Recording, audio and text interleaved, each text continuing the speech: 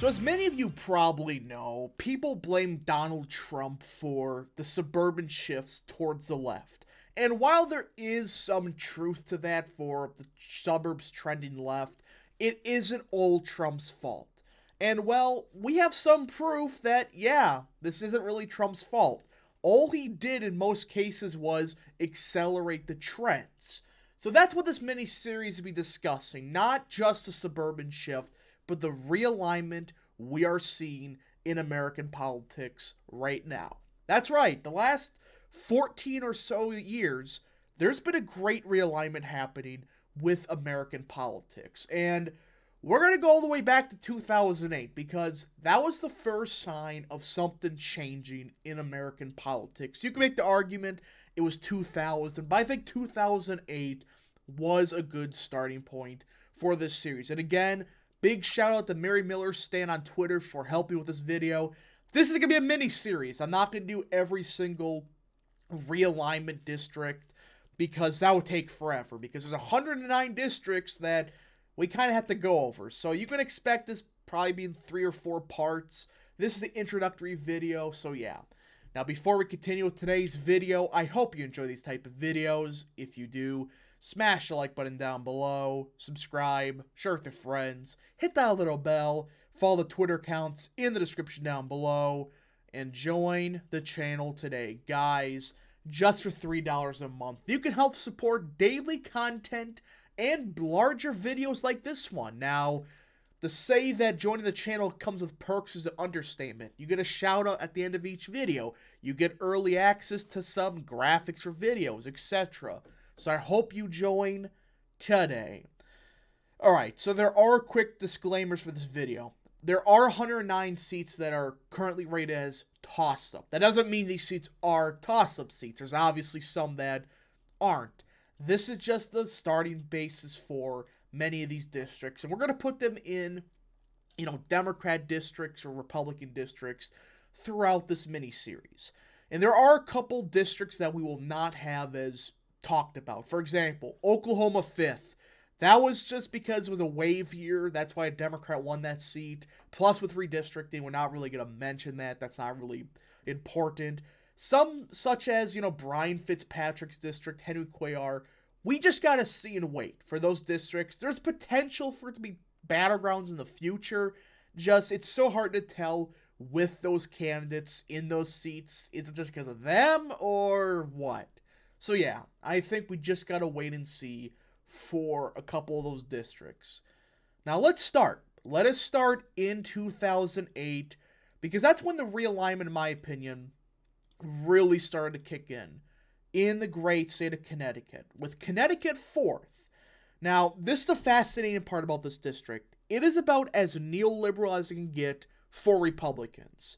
And while some parts of Connecticut are showing good signs for Republicans, this seat to this day has trended Democrat. This is the last time a Republican, I believe, has won a House seat in the great state of Connecticut. I think they did in 2010, maybe they won one, but this was the last time we had a long stay in this seat. I mean, Chris Shays was there since 1987. Jeez. But this seat went from, kind of a Republican ancestral seat to what you would call a Democrat stronghold. I mean, it's fascinating what's happening in Connecticut 4th, but it is what it is. It became a Democrat seat in the great state of Connecticut. So yeah, it went from Republican to Democrat. Now that's not all. In Virginia 11th, we have a seat that used to be a Democrat part of the state. Virginia 2nd, or Virginia 11th, I should say, excuse me. Yeah, this seat used to be, a Republican part of the country. This was in Nova. This is where the Virginia suburbs are. This used to be a Republican stronghold. And I think even voted for Reagan by a significant amount. Even by Bush, it voted for him. But ever since then, it was only a matter of time before Virginia 11th flipped. And that's what happened. Virginia 11th became a Democrat seat. So that's the second Democrat stronghold. That was solidified in 2008. Now, this has defined what was going to be, the future of the Democrat Party. They used to have, of course, they always had neoliberal Democrats, but it's slowly, over time, there used to be some blue-collar conservative Democrats. Not so much anymore. This was the first sign that something was changing, that the Democrat Party was becoming more and more of the party of the elite. So yeah, Virginia's 11th, I always mess it up, excuse me, flipped to the Democrats, and well, that's kind of the best indicator that, yeah, something's changing. This party went from a more rural working class party to the more establishment elite party that we saw in 2008. So yeah, 2010 is where the realignment really started for the Republicans, I would argue, because we had a lot of pickups. And well, Alabama 5th. This is the best example of what I mean. This used to be a Democrat seat. Parker Griffith in 2008 won it. He won this seat in 2008, and this seat has been Democrat from the 1800s to this day. And while he, lost renomination, I think he actually retired technically, but point is, he retired, aka got primaried out, and Mo Brooks won this seat. This was a seat that used to be a Republican or Democrat seat, and then became a Republican part of the country. Again, to this day, we obviously know Alabama 5th is a Republican stronghold, but 10 years ago, it was a lot closer than you would have thought. So yeah, Alabama 5th flipped to the Republicans. Now, you also have Arkansas. Arkansas, even to this day, has been trending significantly Republican. I mean, back then, it shifted 5, 6, 7, 8 points a cycle. It's still shifting 4 or 5 points to each cycle. And while Arkansas 1st and 2nd, they both flipped to the Republicans as stronghold seats. They've just been zooming to the right. And these seats used to be Bill Clinton strongholds. There were always some moderate Democrats in these seats. Then, well, those moderate Democrats started to go extinct. And, well, those seats flipped to the Republican Party, and they're staying Republican. Arkansas continues to get more Republican. It's crazy what's happening. But, yeah, Arkansas had a couple Republican flips for the first time in a while. So, there's that. Now we got Illinois 15th. This is a seat that Obama barely lost. He nearly won Illinois 15th. So yeah, Obama Mary Miller voters exist. I don't want to meet these voters because I want to meet them, but I don't want to know their politics. That hurts my brain. But in Illinois 15th, this seat has been trending significantly Republican. Obama Mary Miller voters exist. Again, I want to meet them. I just don't want to know their politics because, oh boy.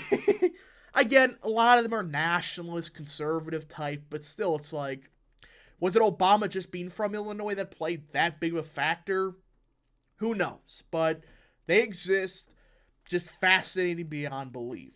Now, in Indiana 9th, there's a lot of Rust Belt seats that used to be Democrat strongholds. I mean, you had Barron Hill, who was a Democrat for the seat for a couple of years now. He was there for around 12 years. He lost re-election once. And, well, it's fully flipped. It fully flipped to the Republican Party. It used to be this Democrat stronghold, part of Appalachia, which, of course, used to be more Democrat than it is now. It flipped to the Republican Party. It's not going anywhere. It has become a Republican stronghold easily. So that's that in Indiana. Now this one, I'm not going to spend much time on. Louisiana 2nd. If you don't know the story, in a nutshell, a Republican won the district that has New Orleans in it. Yeah, and Baton Rouge.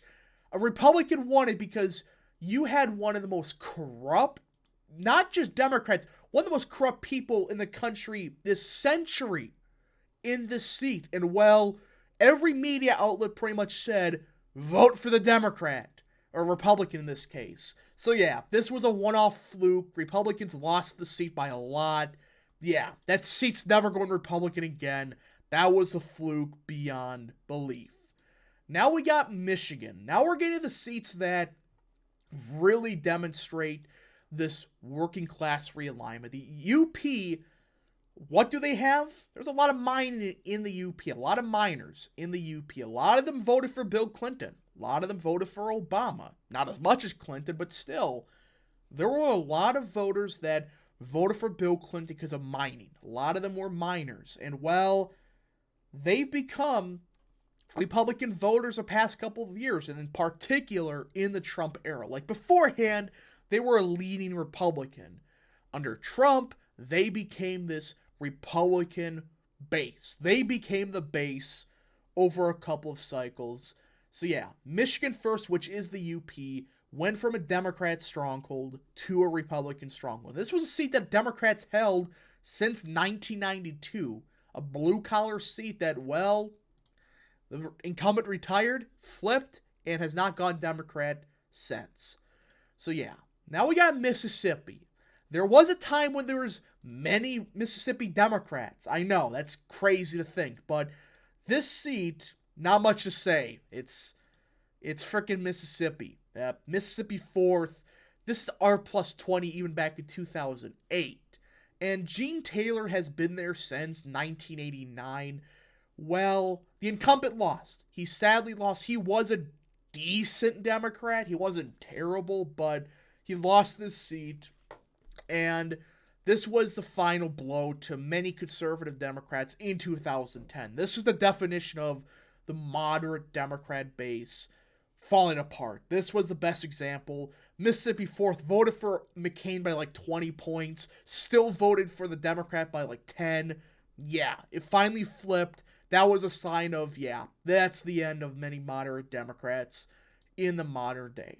And the last one for today will be in Missouri. Missouri 4th. This is a seat that Hartzler picked off.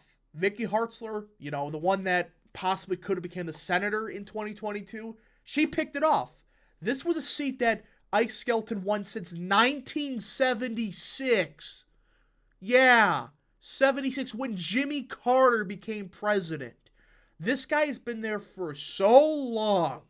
It was an R plus 14 seat, but it still had a lot of Democrats down ballot. And this was kind of the final blow for Democrats in the state of Missouri. Kind of the last indicator that, yeah, this state's starting to become a Republican stronghold. Missouri 4th, it flipped to the Republican Party.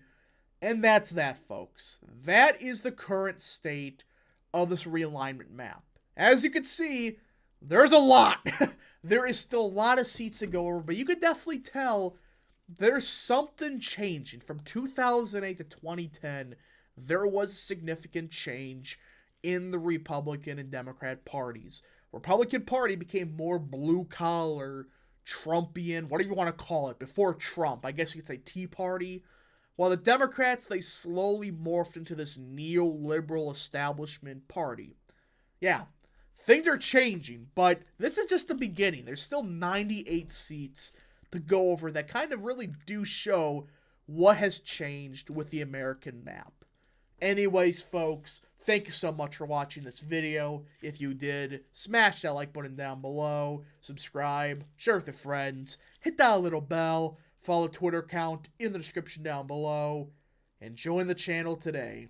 Thank you so much for watching. We'll see you guys in the next video. Godspeed to all of you.